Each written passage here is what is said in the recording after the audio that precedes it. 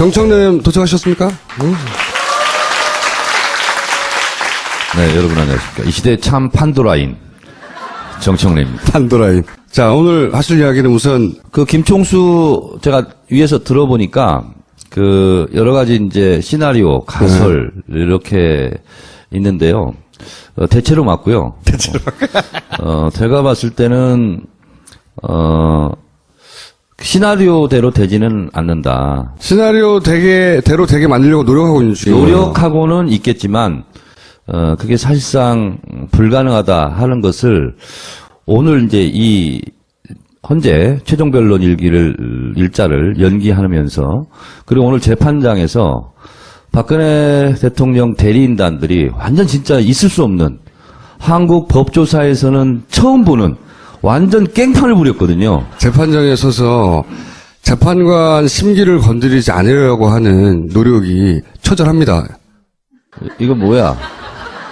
이거 좀 해결해 주세요. 눈이 너무 부셔서 안 돼. 저기는 반짝거리고. 해결할 사람이 아무도 없나?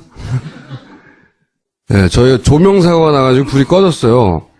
그래서 아마 제 얼굴이 잘 안 보이고 게스트 얼굴도 잘 안 보일 텐데 참 다행이죠. 그래서 이번에는 그냥 만약에 게스트가 나왔는데 얼굴이 궁금하다. 인터넷에 검색해 보세요. 그 사람이 맞겠거니 하고 보시면 되고요.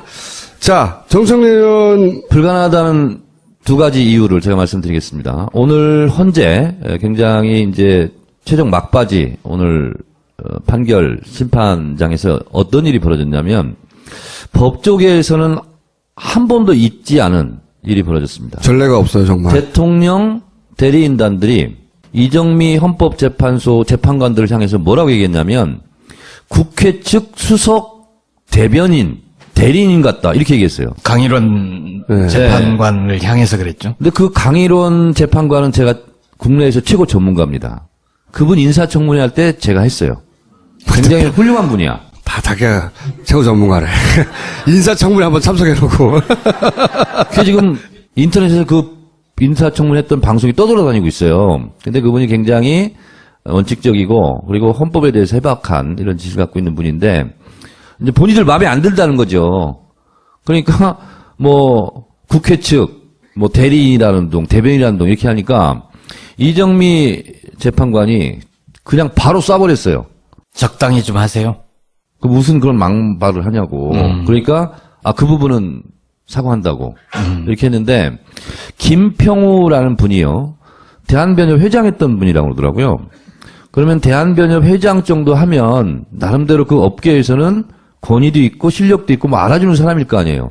근데 그분이 지금 태극기 집회 소속구 변호사랑 같이 나가고 막 이러더라고요. 그래서 지금 이성을 잃었어요. 자, 오늘 저는 그 행태를 보면서 헌재 분위기는 누구보다도 그 대리인들이 잘 알 거 아닙니까? 판이 기울었다. 그러니 마지막 발악을 한다. 판사한테 덤비진 않는데 여기는 처음으로 판사한테 직접 덤빈 거거든요. 아예 헌재 그러니까 대통령 판정에서. 대리인 쪽에서 왜 헌재를 공격하고 나섰을까? 몇 가지 이유가 있죠. 하나는 그 소위 이제 친박 결집하라 이렇게 부당하게 진행되고 있다. 그래서 결집의 사인이기도 하고 그리고 열심히 자기들이 싸우고 있다는 걸 보여주는 거죠. 그쪽을 자극하려고 하는 것이기도 하고. 근데 이제 이거 이렇게 된 거면 재판 포기하는 거 아니에요. 왜냐하면 일반적으로는 재판을 포기하지 않나 재판관을 공격하지 않아요. 그러면 재판관도 사람인 이상 열받아가지고 자기 감정에 실린 재판을 할 수 있잖아요, 실제. 그런 걸 우려해서 아무도 건들지 않는데 이 사람들은 그러면 이 재판관들이 어떤 판결을 내려도 상관없다. 대통령한테 불리한 판결을 내리라고 이럴까요? 그렇게 해석들 하지. 아니라는 거지. 나는 이성을 잃은 게 아니고 약속하고 나온 행동이라고 봐요. 다 같이. 그래서 저는 더더욱이 치밀한 행위라고 보는 겁니다. 이 사람들이 다 같이 약속했다고 얘기하면 위험해요. 적어도 변호사들끼리는 이번에 적극 항의하자. 제대로. 대리인단끼리는 그렇게 약속을 했겠죠. 그렇죠. 근데 그게 재판을 포기해서 그런 거냐? 저 사람들 맛이 갔구나. 이건 우리가 바라보는 관점인 거예요. 헌재에서 굉장히 단호하게 입장을 표했잖아요. 22일까지 대통령 출석 여부를 말해달라. 그러면 대통령 출석은 최후 변론 이후에는 안 된다. 우리가 정하겠다. 그리고 와서 읽고 가면 안 된다. 문답을 해야 된다. 그런 얘기를 세기를 다 박았어요. 그래서 저는 한 번쯤은 이 재판을 대통령 측을 잘 들어줬다 하는 측에서 한 번은 며칠간은 연기할 수 있다 이렇게 저는 미리 생각을 했는데 24일에서 27일로 연기한 거는 3월 13일 이전에 끝나겠다. 그리고 우리가 한 번 연기를 해줬지 않느냐. 더 이상 셧다마우스. 이 용이라고 저는 생각합니다. 서석구 변호사가 보여주는 돌발 행동만 생각하지 말고 거기 헌법재판관 출신도 있어요. 그 사람- 이동흡? 예. 법을 몰라서 깽판 치는 게 아니라는 거지. 제가 보기에는 그걸 어떤 사인으로 읽냐면 우리는 3명을 확보했어 이제. 그러니 더 중요한 것은 3명은 확보했으니 이 재판이 부당하게 진행되고 있다는 걸 적극적으로 알리는 게 중요하다. 라고 판단했기 때문에 나는 이런 행동을 하는 거라고 해석합니다, 저는. 3명을 확보를 했다. 아니, 자기들이 믿기에. 자기들이 믿기에. 마음속에 있는 거니까. 아니 저렇게 깽판 쳤는데 예? 약속했던 3명이 너무 깽판 치네 하고 아니죠. 마음을 바꾸면 어떡해. 물론 그럴 위험도 있으나 그만큼 자신 있다고 생각하는 거죠, 저는. 저 3명설이 왜 나왔냐면, 예. 8명 지금 하고 있잖아요. 근데 안 물어보고 침묵을 지키는 재판관이 3명 있다는 거예요. 근데 그거보다 훨씬 더 이전에 나온 얘기예요. 그 얘기가 나온 다음에 그 3명이 누군가를 찾다 보니 질문 안 한 사람들이 아닐까, 이렇게 된 거죠. 실제로 이제 제가 그래서 그러는 건지 저도 이제 이게 겁이 나잖아요. 두렵고. 근데 그거는 아닌 것으로 저는 확인했어요. 왜냐면 그러니까 그분들은 다른 심판 때도 주로 말을 안 하고 듣는 쪽으로. 2사람 플러스 1, 세 번째를 설득하고 있다, 뭐 이런 썰들은 나온 지가 한 달이 넘었는데 그 사람들이 누군지 알 길이 없으니까 겨우 질문을 하냐 안 하냐 가지고 따지고 있었던 거지. 보수와 진보가 아니잖아요. 우리 계속 얘기해왔던 게 상식과 비상식의 문제라고요. 용감하게 자기 이름을 걸고 평생 기록에 남을 거에 비상식의 편에 선다? 우리의 상식이 모두에게 통할 거라고 생각하면 촛불 집회에 나온 사람들밖에 이해가 안 가는 거예요. 나머지 사람들 이해가 안 가는 거야. 변협 회장이 왜 그 자리에 가 있냐고. 이해 가요? 헌법재판관을 했던 사람이 그 정도 위치에 갔던 사람이 왜 대통령을 변호하고 앉아있냐고요. 뻔히 아는 사람이. 그러니까 저도 말이 안 된다고 생각해요. 지금 이렇게 많이 밝혀졌는데 탄핵을 기각하는 건 말도 안 된다고 생각하지만 말도 안 되는 일을 한두 번 봤나요? 김총수 여기서 우리 대략 좀 합의하고 넘어갑시다. 네. 그런 시나리오가 있긴 한데 잘 막아야 한다. 네. 네, 여기까지 합의하고. 여기까지 합의하자고. 자, 그리고 또 하나는 네. 특검에서 우병우 구속영장 청구했다가 기각이 돼서 저도 굉장히 어젯밤에 당황스러웠는데 저는 헌재도 우리가 여러 가지 이유로 박수를 쳐줘야 된다고 생각하고 특검은 정말 박수를 좀 쳐줬으면 좋겠다 이런 생각이 들고요.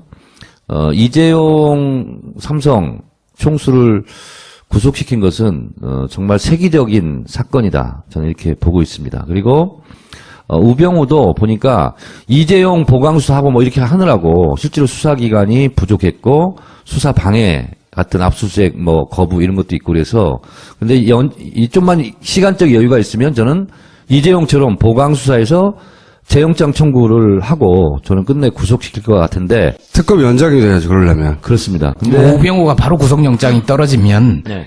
최경희 이대 총장보다도 자기가 못한 거예요. 최경희도 2번 했잖아요. 그러네. 우병우 별거 아니네. 그러니까. 네. 하여튼 특검은 우리가 박수를 쳐줘도 아깝지 않다 이렇게 생각을 합니다. 그럼 말을 바꾸겠다고 하셔야지. 아니 네. 수사기간 연장만 되면 우병우는 구속되는데 나의 예언이 저들의 방해로 실현되지 못할 위기에 봉착했다 이렇게 하고요.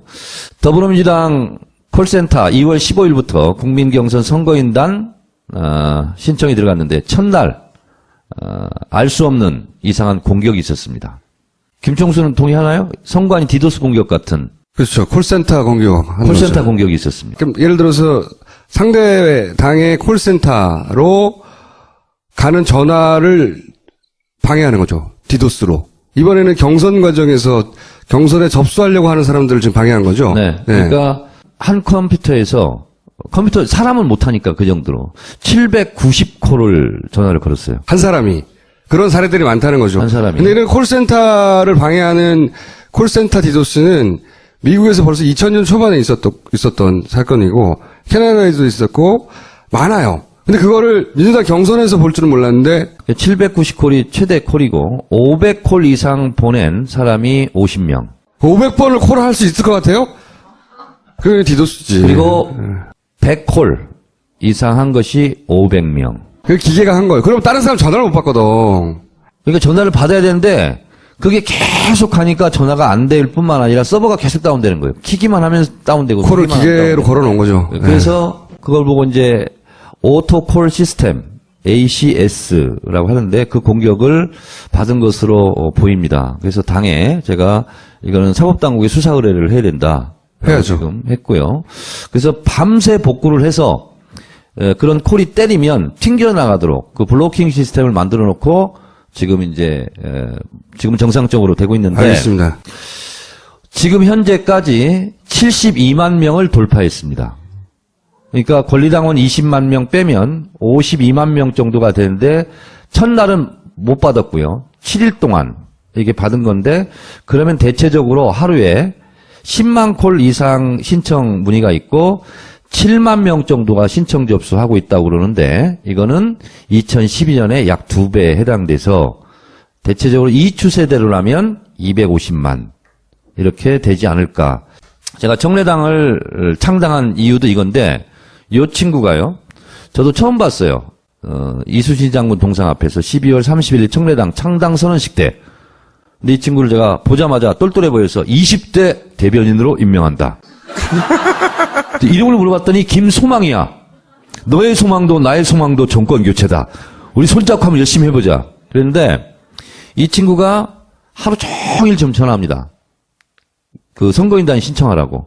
그래서 오기 전에 46명을 혼자 했어요. 신청 접수를. 근데 오는데 또 연락이 왔어요. 총재님, 2명 더 했습니다. 48명을 한 거예요. 하루 동안. 네, 하루 동안. 예. 그래서 이런 친구는 태극 무공 훈장을 청래당 총재 명의로 내일 곧바로 드릴까 생각하고요. 그래서 청래당 지금 핵심 당원들은 지금 이 운동을 지금 하고 있습니다. 그래서 최대한 100명 이상 한 분에게는 본인 자비로 괌 사이판 2박 3일 여행권을 제가 드리려고 본인 자비로. 네. 자, 다음요. 아까 김총수가 시나리오가 있다 이렇게 얘기했는데 시나리오가 있죠. 그 시나리오의 핵심은 뭐냐면 헌재에서 침대 축구하는 거였어요. 네, 시간 끌기 작전.